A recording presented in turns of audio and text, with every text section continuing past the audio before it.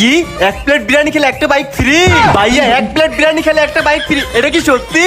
ওই মিয়া আমার যে কি তোর বাটপার মনে হয় মিয়া, এনে বইতে গেলি ব্যবসা করার লেগে মিয়া, বাইক দিমু দেখেই তো লিখছি পুষ্পারাজ ঝুট নেই কাতা সালা। ভাই বাইক যত ফ্রি, আমি একা খাবো না, বন্ধুরা খাবো, বন্ধুরা খাওয়ার অপশন আছে?